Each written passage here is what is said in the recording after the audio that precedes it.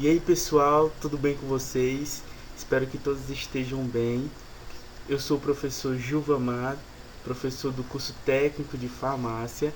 Nós iremos nesse momento dar início à disciplina de farmacologia, a disciplina essencial para o curso de farmácia, importantíssima, uma disciplina que você precisa estudar, precisa conhecer, porque vai estudar justamente os fármacos, os medicamentos, o qual a gente vai ver no balcão da farmácia, vai ver aí durante toda a vida profissional, certo? Então, sem mais delongas, vamos dar início à nossa aula. Bom, pessoal, farmacologia, nós iremos dividir elas em dois processos importantes e, por último, iremos falar sobre a toxicologia envolvendo os medicamentos. No primeiro momento, nós iremos falar da farmacocinética e depois farmacodinâmica, diferenciar as duas, o que é muito importante. E por último, nós iremos tratar da toxicologia envolvendo os medicamentos, ok? Então vamos lá. Bom, farmacocinética, pessoal, são os processos em que o organismo desempenha sobre o fármaco. Então, tudo aquilo que nosso organismo vai produzir com relação ao fármaco, nós chamamos de farmacocinética. A farmacodinâmica vai ser o efeito do fármaco sobre o organismo. Então, aí já tem uma diferença muito importante de farmacocinética e farmacodinâmica. Na farmacocinética, nós estudamos a chamada ADIME. Quem é a ADIME, professor? A ADIME eu não sei quem é, mas é uma forma de você memorizar os processos que envolvem a farmacocinética. ADIME: absorção, distribuição, metabolismo e excreção. Ok, pessoal? Então, esses são os processos que envolvem a farmacocinética. Primeiramente, a absorção do fármaco. Como é que se dá a absorção? Quais são os meios possíveis de absorção? Vai depender também da forma farmacêutica de cada medicamento. Então, eu preciso conhecer os processos de absorção para me saber qual a melhor forma farmacêutica a ser utilizada em determinada patologia, determinada doença. Ok? Distribuição. Como é que acontece a distribuição? Após ser absorvido, o medicamento então vai ser distribuído para o local de ação. Como é que acontece a distribuição? Também veremos. Metabolismo. O medicamento precisa sofrer o metabolismo, que seriam os processos químicos, para que esse medicamento seja então ativado e faça a ação desejada, produza a ação desejada. E a excreção é a situação final do nosso medicamento, onde ele vai ser excretado, né, os seus metabólitos,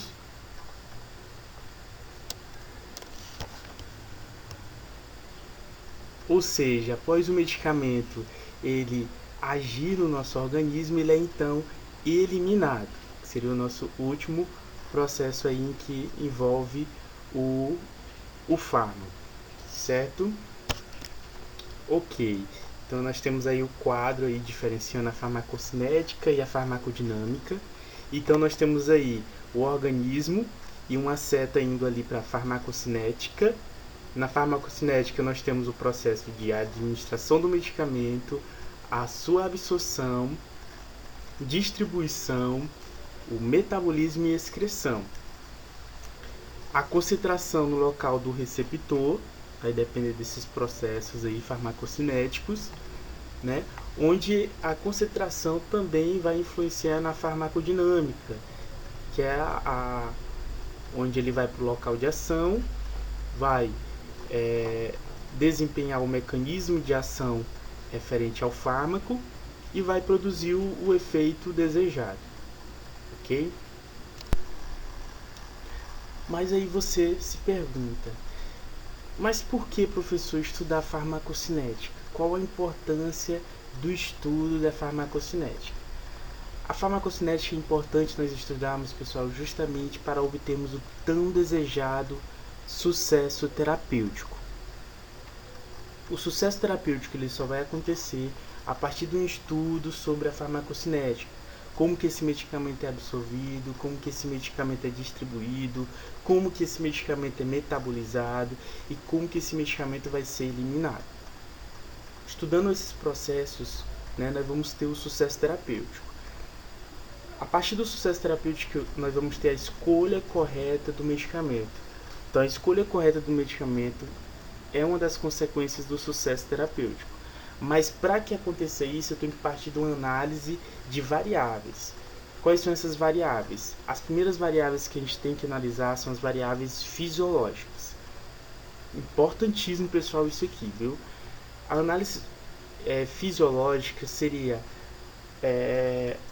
a idade da pessoa. Você analisar a idade da pessoa. Por que é importante? Porque, por exemplo, o metabolismo de uma criança é diferente de um adulto e, consequentemente, é diferente de uma pessoa idosa.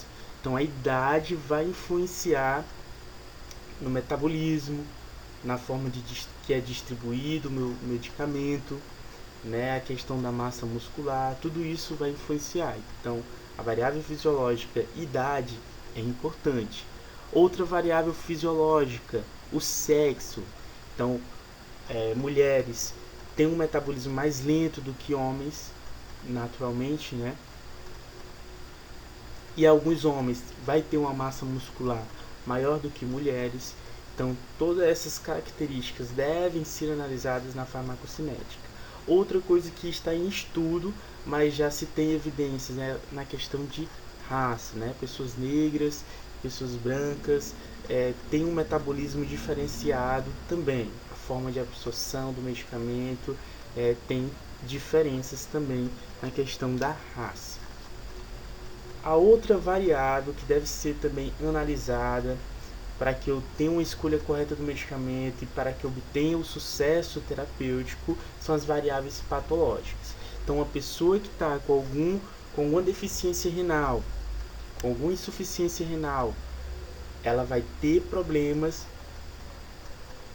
em responder os efeitos desejados do medicamento. Ou o medicamento vai ser eliminado muito rápido, ou aquele medicamento não vai ser eliminado, né? Os metabólitos vão continuar no corpo, produzindo efeitos indesejáveis, certo? Então, o fator patológico é importantíssimo ser analisado. Outra coisa, o fígado, lesões no fígado, estatose hepática. Onde pessoal, que acontece a maior parte das reações medicamentosas, onde que o medicamento é ativado para então fazer ação no local desejado, no fígado. Lá é onde contém as principais enzimas responsáveis pelas reações dos nossos medicamentos. Onde também vai acontecer a reação de conjugação, onde o meu medicamento fez a ação, volta para o fígado, é conjugado, né? Acontece o processo, a fase de conjugação que a gente chama, e então é excretado. Então alguns medicamentos, alguns metabólicos precisam dessa fase para ser excretado. Então, se tiver algum defeito no fígado, se o fígado tiver com gordura, tiver com alguma anormalidade, nós não teremos o tão desejado sucesso terapêutico e, consequentemente, aquele medicamento não vai fazer o efeito desejado. Outra coisa, a posologia correta ao paciente. Depois de eu fazer todas essas análises, pessoal, eu vou ter uma certa posologia. Então, eu analisei a variável fisiológica, analisei a variável patológica, a posologia também vai ser diferenciada para mim também obter o sucesso terapêutico. Então, essa parte é muito importante, pessoal, porque deve ser analisado com com certo critério. Por quê? Uma criança, ela não vai ter a mesma, a posologia de uma criança não vai ser a mesma de um adulto, vai ser diferente, vai ser diferenciado. Então, quando vir no balcão da farmácia uma receita igual, né, a mesma receita de um adulto vier para uma criança, você tem que acender ali a luz de alerta e se perguntar: será se isso aqui está certo? Se você estiver na dúvida, faça algo muito importante que algumas drogarias elas apoiam isso, é você ligar para o médico, perguntar, se informar, nunca dispensar um medicamento sem a devida certeza de que aquilo não vai provocar alguma reação indesejada, viu? Porque você vai se responsabilizar. Se você dispensou algo que você viu que estava meio que não estava batendo, estava errado, não estava algo certo, você vai ser responsabilizado, ok?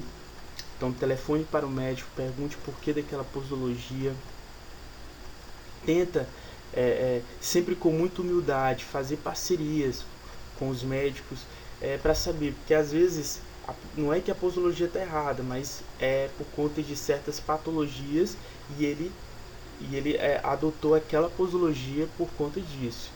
Então deve ser analisado, você mesmo pode estar perguntando ao paciente, estar fazendo uma mini anamnese acerca do que está acontecendo, para você também ter uma ideia. Ok, pessoal? Outra coisa importante acerca da farmacocinética é estudar as suas propriedades, propriedade farmacocinética. Quais seriam as propriedades farmacocinéticas? O medicamento ele vai se movimentar dentro do organismo, ou seja, ele vai ser administrado, conforme a sua administração, aquele local de ação ali, ele vai ser absorvido, então a absorção dele vai acontecer conforme as características, as propriedades daquele medicamento. Se é um medicamento bastante apolar, ele vai ser absorvido mais facilmente. A gente vai explicar mais na frente por que isso acontece. Se é um medicamento muito polar, então a velocidade de absorção vai ser diferente, vai ser mais lenta. Ok, pessoal? A concentração dos fármacos, que também está relacionada com a capacidade de excreção, vai ser importante também essa propriedade, porque se eu quero uma concentração baixa do meu medicamento, então eu vou escolher uma via de administração diferente. Se eu quero uma concentração alta do meu fármaco na corrente sanguínea, eu vou escolher outra via. Então, conforme a patologia, a doença e a necessidade, se eu quero uma concentração alta ou baixa, eu vou ter que conhecer qual a forma farmacêutica, a farmacocinética que eu vou ali, a forma de administração que eu vou ali utilizar. E a capacidade de biotransformação e eliminação. Essa capacidade de biotransformação e eliminação é extremamente importante para a farmacocinética. Elas andam juntas, certo? Ok, vamos continuar então. Então nós temos aí o nosso primeiro processo aí de absorção.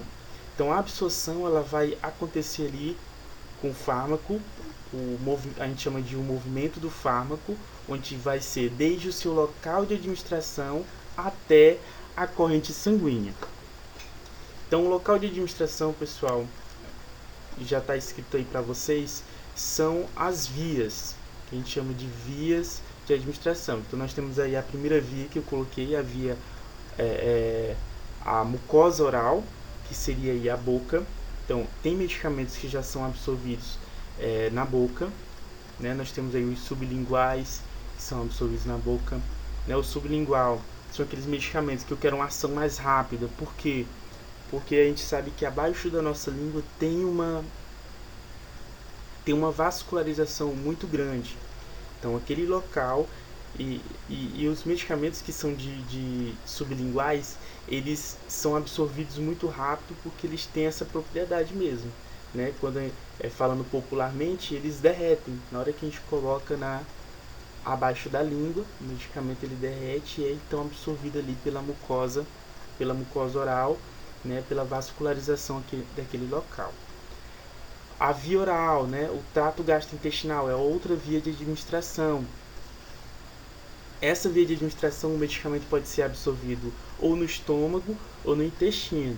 A gente também mais na frente vai dizer qual a característica do medicamento para que ele seja absorvido no estômago e qual a característica do medicamento para que ele seja absorvido no intestino. Os músculos. intramuscular. É outra via de administração. E nós temos aí também essa outra via que eu coloquei para vocês. É claro que tem outras vias, pessoal. Nós temos aí a pele, né?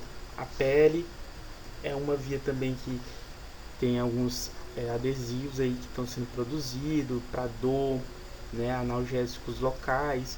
Nós temos também aí a nicotina, né?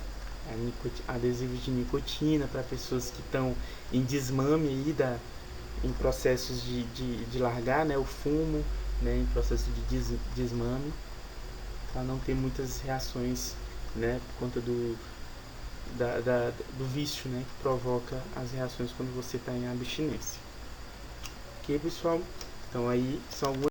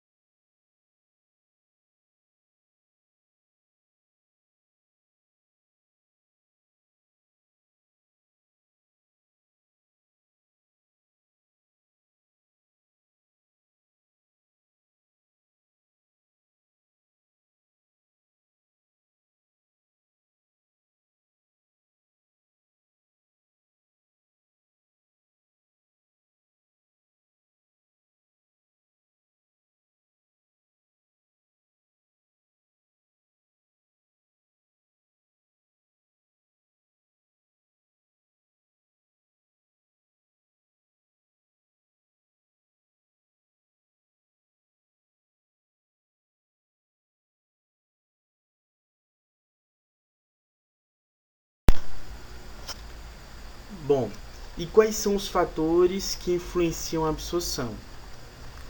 Já falei um deles, né? Então, o fármaco, quanto mais lipossolúvel, melhor. Então, ele vai ser mais solúvel ali às nossas membranas por conta da lipossolubilidade dele.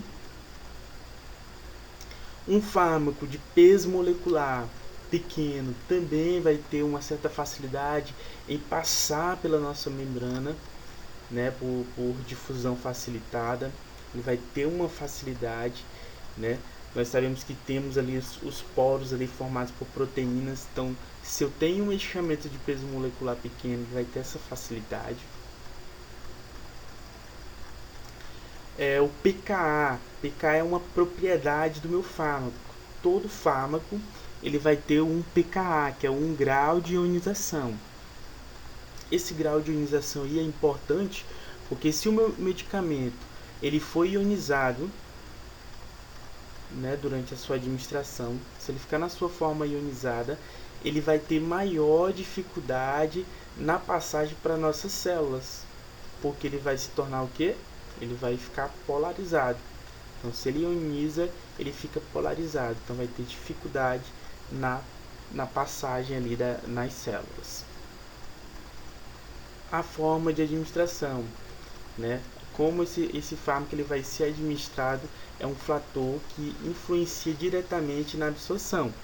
Então, a absorção dele,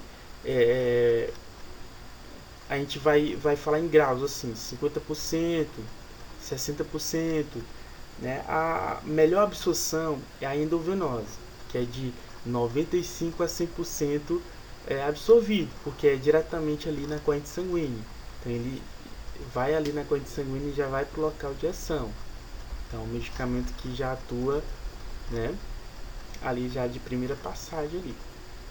Já os outros medicamentos, por exemplo, de via oral, né, as outras formas de administração, eles pode ser que o medicamento não seja totalmente absorvido. Por quê? Vamos dar um exemplo aqui para você entender. A via oral. Se eu administro um medicamento por via oral, ele vai ter vários processos, né? Ele vai passar pelo fígado, ele vai sofrer reações, ele vai então para o local de ação. Tudo isso pode ser que eu perca medicamento, perca fármaco, o princípio ativo ali não vá no seu valor total ali que foi administrado.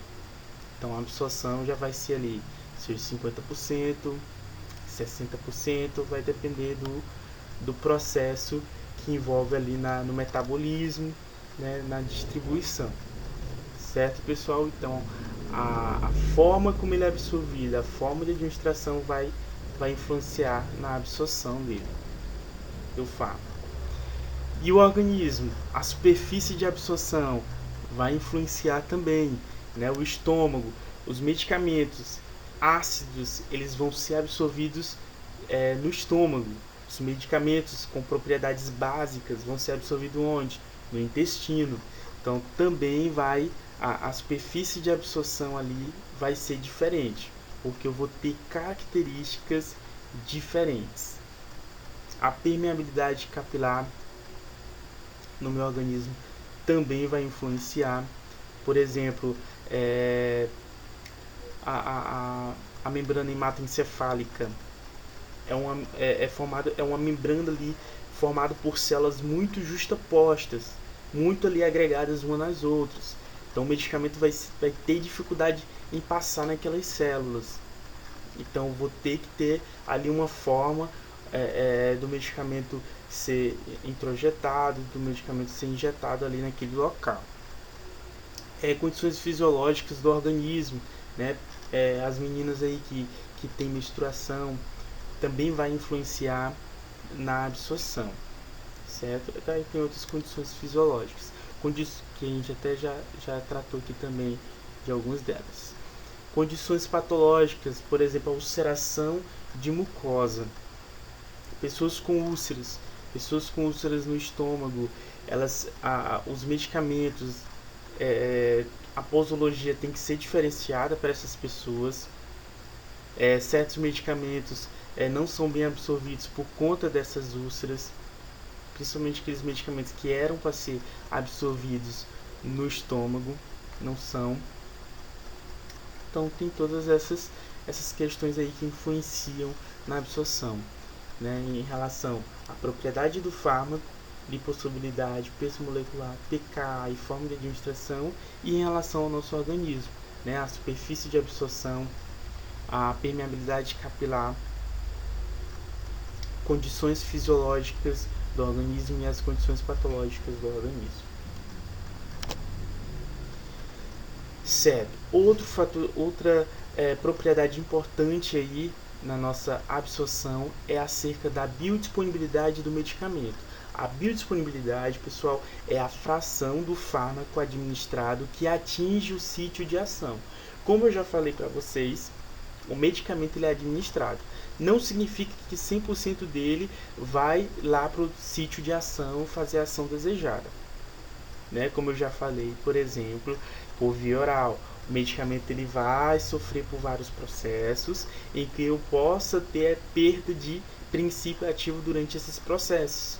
Então, lá no sítio de ação, no sítio alvo de ação, pode ser que venha uma quantidade pequena, né? A biodisponibilidade seja pequena do meu fármaco ali naquele local. Como eu também posso ter uma biodisponibilidade de quase 100%, por exemplo, por via endovenosa. Eu tenho ali o medicamento ali na sua forma livre, já para fazer a ação, já para ir para o sítio de ação e fazer o efeito desejado. Então, nós temos aí a fração do fármaco ali diferenciado também, né? Uma quantidade bastante grande. Fatores aí que vai influenciar aí na biodisponibilidade, né? A velocidade de absorção, velocidade com que o meu medicamento ele é absorvido. Então, quanto mais o meu medicamento for apolar, mais ele a biodisponibilidade dele é maior, porque ele é bem absorvido, ele vai ser absorvido com certa facilidade. A magnitude de absorção é importante, Por exemplo, os alimentos, eles podem interferir na biodisponibilidade? Pode. Porque eles, por exemplo, se o medicamento é para ser absorvido no estômago e você é, é, se alimenta, o alimento ele vai formar uma espécie de capa, né? Ele vai espécie de proteção ali no estômago e vai impedir com que o medicamento ele seja absorvido, vai dificultar, na verdade, com que o medicamento seja absorvido. Agora, é claro, né, que também pode ter, ele também pode ajudar, na verdade. Ele pode ser tanto fator que influencia essa biodisponibilidade de forma negativa, dificultando a absorção, formando essa capa aí e impedindo com que ele seja absorvido, como ele também pode auxiliar. Por exemplo, ele é um medicamento bastante lipossolúvel.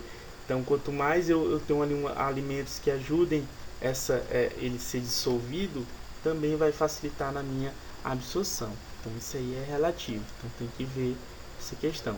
Então, o médico vai dizer, olha, esse medicamento você vai tomar em jejum, né? Porque o meu medicamento ele é melhor absorvido quando eu estou em jejum. Não, esse medicamento você só toma depois do café da manhã, depois do almoço, né? Porque ele é melhor absorvido por conta da lipossolubilidade dele após o alimento. Nós temos aí então a via de administração, nós vamos ter a variação da biodisponibilidade, e nós vamos ter então a adequação da posologia. Então, eu vou adequar a minha posologia conforme a via de administração, e essa posologia e via de administração vai me dar a variação da biodisponibilidade. Se vai ser alta, se vai ser baixa, certo? Aí nós temos um exemplo aí de um medicamento bastante utilizado aí para pressão arterial, o propanolol de 5 mg, né, intravenoso,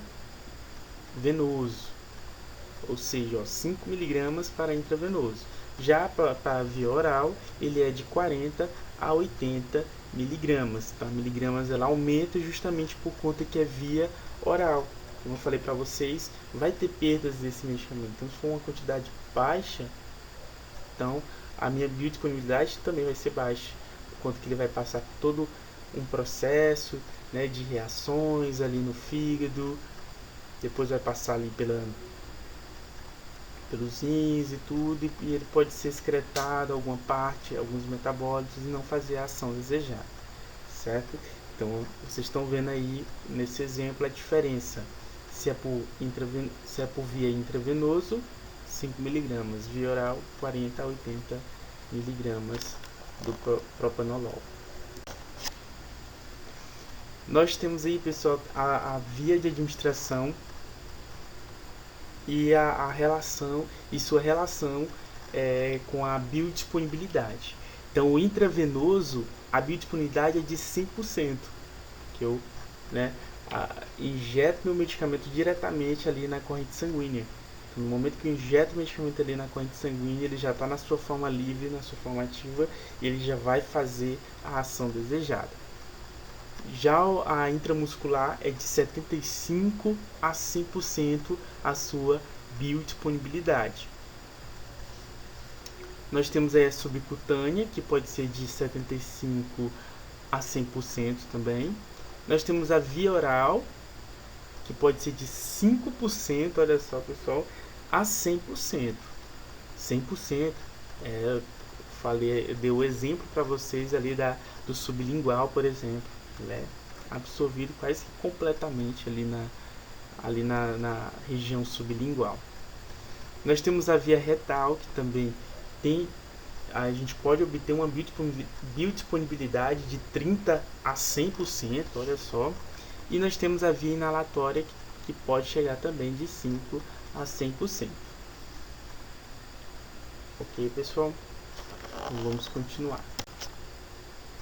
Nós temos agora outro processo farmacocinético, é a distribuição. Nós falamos aí da absorção, agora nós vamos ver sobre a distribuição. A distribuição ele é o evento sofrido pela molécula do fármaco que, após ser absorvida, deverá ser então carreada pela circulação sistêmica até o local da ação, até o sítio de ação, até onde ele vai fazer o efeito desejado do medicamento. Lembrando, pessoal, que nós vamos ter desse fármaco, nós vamos ter a sua forma livre, que na maioria das vezes é a sua forma ativa, e nós vamos ter a forma conjugada. O medicamento ele pode estar na sua forma conjugada quando ele se adere a uma proteína muito conhecida, muito importante, uma proteína que tem que estar no seu coração, que se chama albumina. A albumina é uma das principais proteínas carreadoras do nosso corpo, que é responsável justamente por pegar esse medicamento, esse fármaco, o princípio ativo, e levar ele até o local de ação. Só que um detalhe muito importante: o medicamento ele só executa a sua ação, ele só faz sua ação, ele só se liga ao sítio de ação, né, do local de ação, quando ele está na sua forma livre. Ele tem que sair da sua forma conjugada e ir para o local de ação, ir para o sítio de ação, se agregar lá na célula e fazer a ação desejada. Se ele continuar na sua forma conjugada, nós não teremos ação, nós não teremos ali ligação com o sítio e consequentemente não fará o efeito desejado. Uma das coisas que vai influenciar na distribuição do meu medicamento vai ser justamente a vascularização. Quanto maior for a perfusão tecidual, né, o que seria a perfusão tecidual? Seria o volume de sangue por tecido, né, no meu tecido ali, como é que é a vascularização, o volume de sangue naquele local. Quanto maior for, melhor vai ser distribuído o meu medicamento. Nós temos o local aí onde o medicamento ele é melhor perfundido, né, melhor distribuído. Nós temos o fígado e nós temos os rins como os dois principais órgãos de distribuição aí do medicamento, onde a perfusão, né, que seria aí o volume de sangue por minuto, é maior nesses dois órgãos aí presentes no organismo humano, certo, pessoal? Aí está o quadro representando aí o fluxo sanguíneo tecidual total e normalizado para o peso no adulto. Então, em relação à pessoa adulta. E quais seriam os fatores determinantes para a distribuição? A lipossolubilidade do fármaco, afinidade pelo tecido adiposo. Então, pessoal, uma pessoa que tem muito tecido adiposo, olha só, o meu medicamento, em vez de ir para o local de ação, ele vai o que? Vai se agregar ao tecido adiposo, ele vai ter afinidade. E o medicamento então não vai para o local de ação e não vai fazer o efeito desejado. Então, assim, a lipossolubilidade do fármaco ela é importante, mas você tem que analisar também como que está a situação do organismo da pessoa, como que está a pessoa. Então, se é uma pessoa que tem um tecido adiposo, tem bastante tecido adiposo, tem que ver a questão da posologia. A posologia também deve ser diferenciada nesses casos. Outro fator importante é o grau de polaridade da droga. Também vai influenciar tanto na excreção, né, quanto no momento que ele é absorvido. As duas formas a polaridade vai influenciar. Lembrando que o nosso medicamento ele está na sua forma apolar, ele é absorvido, faz a ação. Quando for para ele ser excretado, pessoal, ele tem que se transformar em uma forma mais polarizada. Ou seja, ele tem que se tornar mais polar e não apolar. Por quê, pessoal? Porque onde é que o meu medicamento, onde é que o meu metabólito ali, né, do medicamento, onde é que ele é excretado? Na nossa urina. E a nossa urina é composta principalmente de quê? De água. E a água é polar. Isso mesmo, a água é polar. Então o meu medicamento ele precisa sofrer. Depois que ele faz a ação, ele volta para o fígado, faz outro processo chamado de conjugação. Então ele é conjugado ali em alguma molécula ali que vai tornar aquele metabólito polar, né? Seja uma hidroxila, né? Alguma coisa ali que vai se ligar a ele que vai tornar ele mais polarizado. Outro fator determinante para a distribuição é a afinidade com a proteína plasmática. Então, se o meu medicamento ele tem um caráter básico, ele vai ter afinidade a uma certa proteína, seria a albumina. Se ele tem um caráter ácido, ele vai ter afinidade com outra proteína carreadora, que seria a glicoproteína ácida. Então, era ela que o nosso medicamento vai ser atraído. Então, nós temos aí a albumina e a alfa-1 glicoproteína ácida. E outro fator determinante na distribuição é o que nós acabamos de falar, que foi a taxa de vascularização. Locais mais vascularizados, a distribuição ocorre ali de forma mais rápida e melhor. Somente o fármaco na forma livre, olha só, mais uma vez aqui enfatizando, somente o fármaco na forma livre é capaz de interagir com o receptor orgânico, viu pessoal? Apenas o fármaco na sua forma livre. Nós temos aí uma imagem aí de um fármaco A, o fármaco B, e as diferenças dele. Nós vimos aí que o fármaco A, ele está aí em uma célula. Nós temos aí ele ligado à célula. Vocês estão vendo que ele tem que sair ele tem que essa branca aí, essa parte branca, ela seria a albumina, né? Como vocês estão vendo aí na descrição aí embaixo, seria a albumina. Quando ele se liga na albumina, é a forma conjugada. Então ele não vai fazer ação nenhuma, só vai facilitar ali na distribuição dele até o local de ação. Quando ele chega no local de ação, ele então se desagrega da proteína, da albumina, no caso do exemplo aí, e ele então vai para o local de ação, vai até o receptor e vai fazer a ação desejada. Vocês estão vendo aí que no exemplo A, os receptores, a gente chama que eles estão saturados, ou seja, todos estão no seu local ali para fazer a ação desejada. Portanto, o restante, pessoal, o que vai acontecer com o restante? Vai ser excretado. Olha o órgão de depuração aí. Qual é o nosso órgão de depuração? Os rins. Então, o restante, que não é utilizado, ele vai ser excretado. Então, quanto mais metabólitos ali livres ali, então os meus rins vai trabalhar mais. Então, por isso que eu tenho que cuidar da questão da posologia, da dose correta do medicamento. Senão aí, os rins vai trabalhar demais, e para me ter um problema renal, né, para essa pessoa ter um problema renal, vai ser bem mais fácil. No exemplo B, nós já temos o contrário.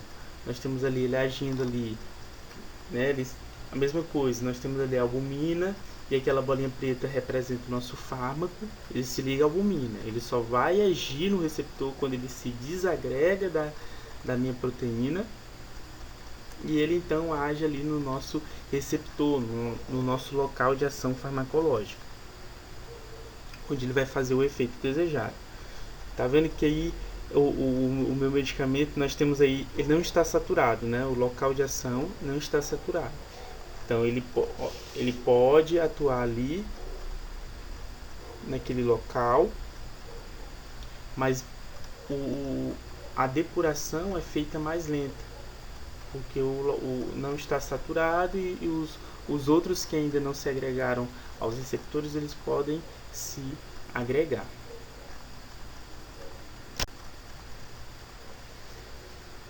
Agora, sobre os estados fisiopatológicos influenciando na distribuição do meu fármaco. Nós temos aí, pessoal, a hipoalbuminemia, hipocirrose. O que seria essa hipoalbuminemia? Seria a diminuição da concentração da albumina na corrente sanguínea, pessoal. Hipo significa baixo, né? Baixo, a anemia significa corrente sanguínea, então baixa quantidade de albumina na minha corrente sanguínea. No caso aí, por cirrose. Essa cirrose, pessoal, nada mais é do que uma esteatose hepática. Seria um problema aí no fígado causado seja por bebida alcoólica, por medicamento, né? Tudo aquilo que danifique o meu fígado, né? Faça com que meu fígado trabalhe mais e então cause ali uma necrose ali hepática, certo, pessoal? Então aí nós vamos, a albumina ela é produzida no fígado. Então se acontece um defeito no fígado, eu vou ter então uma baixa quantidade de albumina sendo produzida para a minha corrente sanguínea. E consequentemente eu não vou ter a minha proteína carreadora, o que vai dificultar na distribuição do medicamento para o local de ação dele. Síndrome nefrótica. A síndrome nefrótica é a danificação ali dos rins, na região dos néfrons. A gente sabe que os néfrons são responsáveis ali pela absorção, né, como se fosse uma peneira ali. Então, se essa peneira está danificada, o que vai acontecer? Nessa peneira não era para os medicamentos na sua forma livre sair. Mas como ele está com defeito, como essa peneira vai estar com defeito na síndrome nefrótica, o meu medicamento, o meu fármaco na sua forma livre, ele vai sair e não vai fazer a ação desejada, né? Então ali a quantidade, a posologia tem que ser aumentada nesses casos, por conta que temos um defeito aí nos néfrons, certo? Outra coisa que dificulta aí a distribuição seria a desnutrição grave, né? O que provoca uma diminuição de proteínas, que provoca uma diminuição na produção na produção necessárias de proteínas aí, como a albumina, por exemplo, que também vai dificultar aí na nossa distribuição.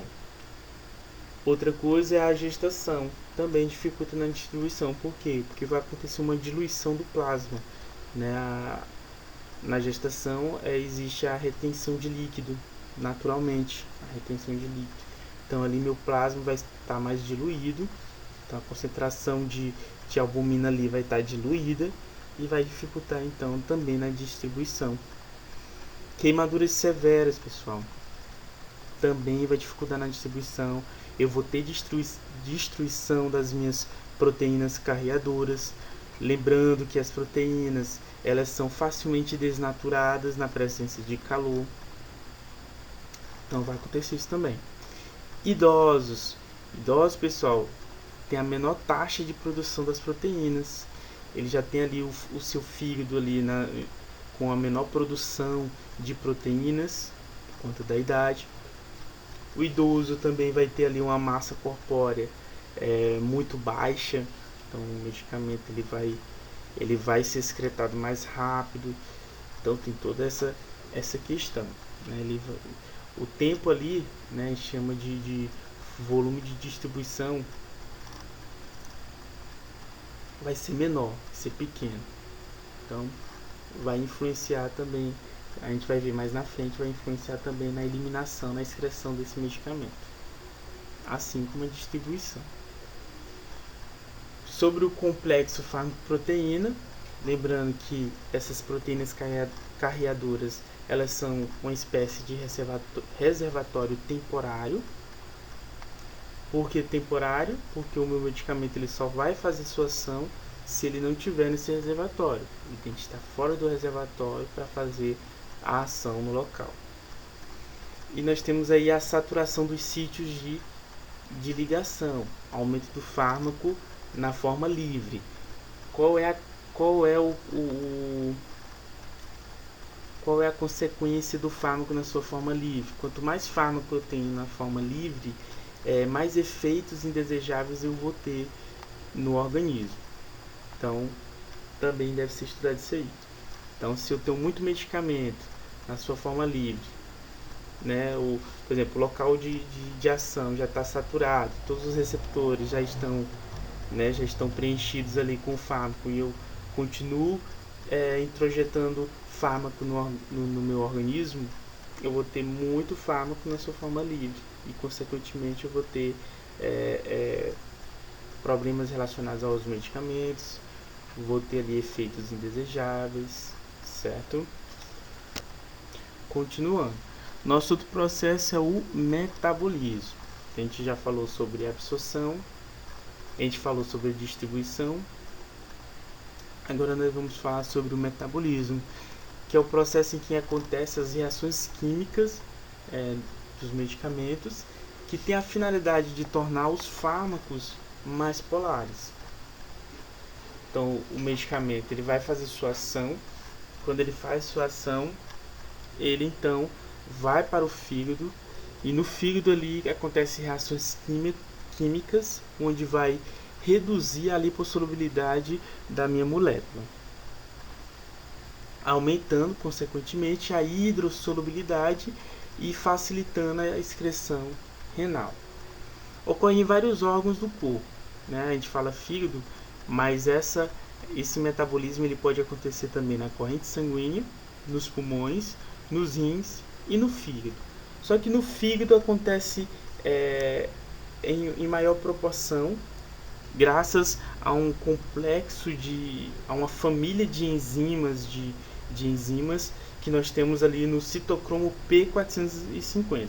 Na verdade, citocromo P450 é o nome dessas enzimas, é o nome desse grupo de enzimas, também conhecido como CYP450. Esse grupo aí, pessoal, vocês precisam conhecer bastante ele, porque é um grupo de enzimas que vai aparecer bastante aí para vocês. Esse nomezinho, viu? CYP450. Aí nós temos o exemplo aí como é que acontece essa distribuição aí. Então nós temos aí o medicamento, né, por exemplo, por via oral. Ele adentra aí o estômago, ele vai para o fígado, do fígado ele vai para o local de ação. Do local de ação ele pode já ser excretado, né? Se ele estiver na sua forma livre, ele volta então para o fígado. No fígado ele sofre o processo de conjugação, que a gente chama, aí sim ele vai ser excretado.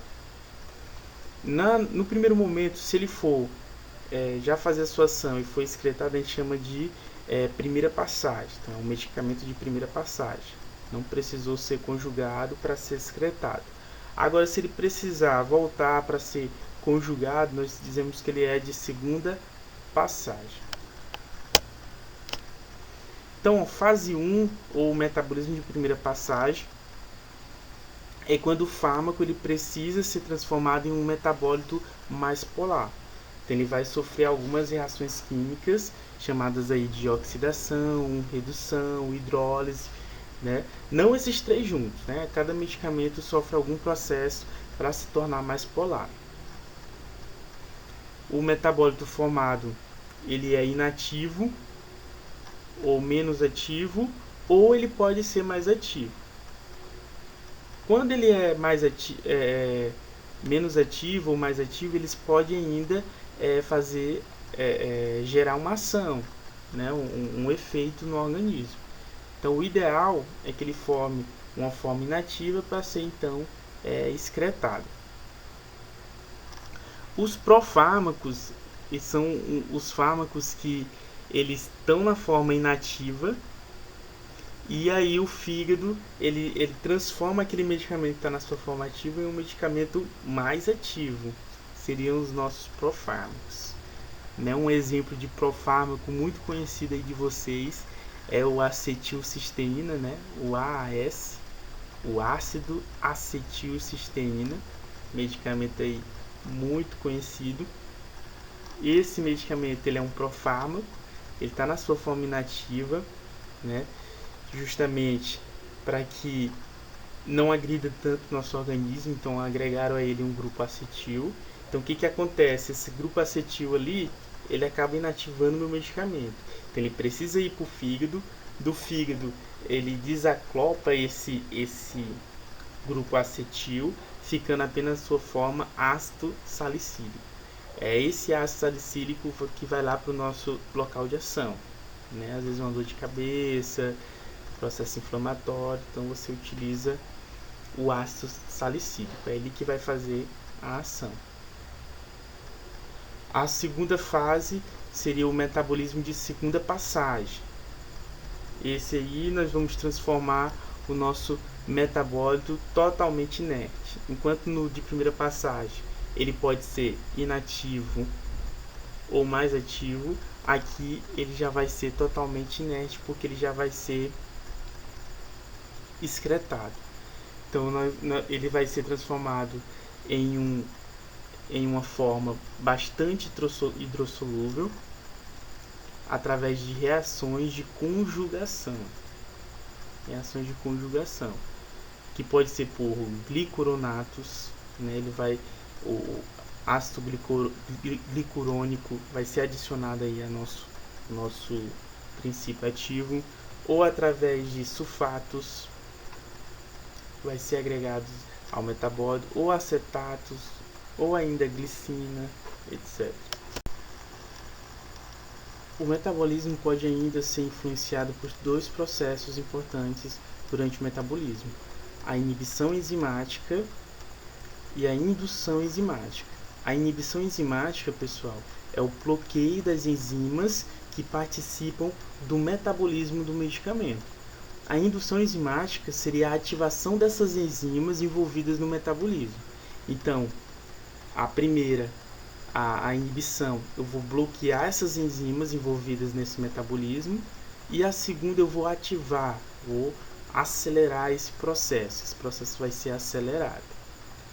Ok, pessoal? Então a gente vai ver esses dois processos mais na frente, né? Cada um, a inibição enzimática e a indução enzimática.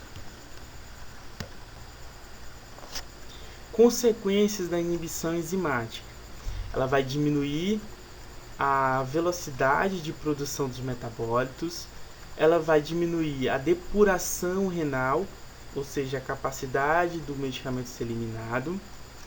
Ela também vai aumentar a meia-vida sérica do fármaco, ou seja, se esse medicamento não é metabolizado, então ele vai ficar mais tempo no meu organismo, porque ele não vai ser metabolizado e, portanto, não vai ser excretado.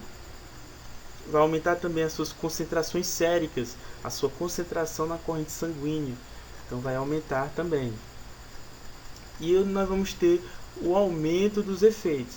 Eu falei para vocês, quanto mais eu tenho medicamentos concentrados ali na minha corrente sanguínea, mais efeitos indesejáveis ele vai fazer no organismo.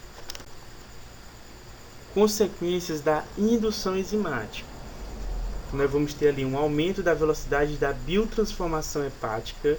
Então o meu medicamento ele vai ser biotransformado bem mais rápido, porque nós temos ali uma indução enzimática. Então ele vai ser biotransformado bem mais rápido. Nós vamos ter um aumento da velocidade de produção de metabólitos. Se ele é biotransformado mais rápido, meu medicamento, então meus metabólitos também vai ser produzido mais rápido. Nós vamos ter também a diminuição da meia-vida sérica. Ele vai ficar menos tempo no organismo, o fármaco, né? Ele vai ficar menos tempo no organismo. Então vai diminuir também as concentrações séricas do fármaco na corrente sanguínea. E vai diminuir os efeitos farmacológicos, porque se ele vai ficar menos tempo no organismo, então os efeitos vai diminuir também em relação ao fármaco, se os metabólitos forem ativos, claro. Certo, falamos do metabolismo, falamos aí da indução enzimática, né, da inibição enzimática. Agora vamos falar do último processo, que é o processo de excreção, processo de eliminação. Esse processo de remoção do fármaco e seus metabólitos da corrente sanguínea acontece para o meio externo. Então eu vou remover os metabólitos, né, inativos, assim se deseja, né, para fora do meu organismo. Há uma variedade de órgãos envolvidos no processo de excreção. Pode ser através dos pulmões, né, principalmente medicamentos voláteis. Então ele pode ser excretado pelos pulmões. Suor, lágrima, saliva, pode ser excretado pelo leite materno. Fezes, secreção biliar. Medicamentos com alto peso molecular e altamente polares, eles são excretados principalmente por essas vias aí, secreção biliar e nas fezes. E o principal órgão excretor aí, né, depurador, seria os rins, né, onde é um local bastante hidrossolúvel. Então o medicamento ele tem que ter uma certa, o metabólito tem que ter uma certa hidrossolubilidade para ser excretado pelos rins. E os rins, precisamos conhecer eles, são os órgãos especializados em filtração e eles produzem a urina, uma substância polar. Então aquele meu medicamento que era apolar, ele tem que se transformar, o seu metabólito tem que se transformar em uma substância polar para que seja excretado nos rins. Nós temos algumas regiões que vocês precisam conhecer. Nós temos a cápsula de Bowman, onde acontece a filtração de substâncias de baixo peso molecular. Acontece aí na cápsula de Bowman. A reabsorção de água vai acontecer na alça de Henle, no túbulo proximal e no túbulo distal. No túbulo distal também vai acontecer a secreção e reabsorção de moléculas lipossolúveis. Vai acontecer aí no nosso túbulo distal. Precisamos conhecer também acerca da meia-vida de eliminação. A meia-vida de um fármaco é definida como o tempo durante o qual a concentração do fármaco no plasma diminui para a metade de seu valor original. Então, o meu medicamento, eu preciso conhecer a meia-vida dele, justamente também para que eu conheça a posologia.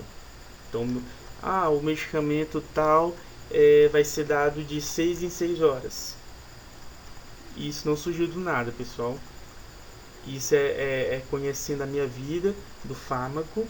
Por isso que eu digo que o medicamento ele deve ser usado de meia em meia hora, de 6 em 6 horas, de 8 em 8 horas, por conta da meia-vida de eliminação dele.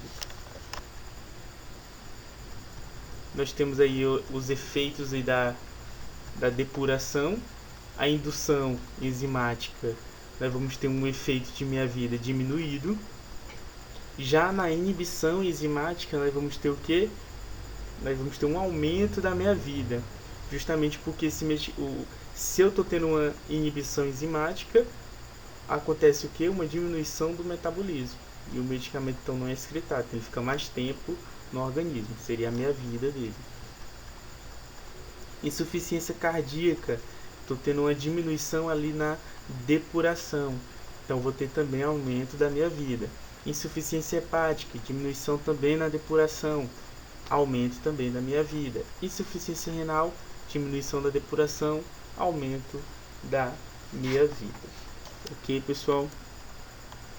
Então continuaremos a nossa aula sobre farmacologia na nossa próxima aula.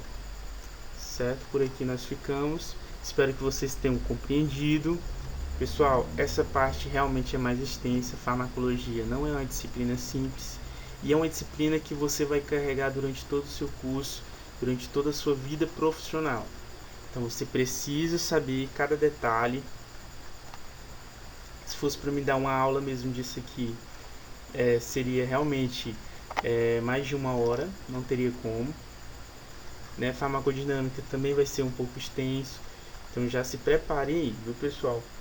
Espero que vocês tenham entendido. Qualquer dúvida, nós iremos tirar, pode perguntar, que estou à disposição, ok? Até a próxima. Fiquem com Deus.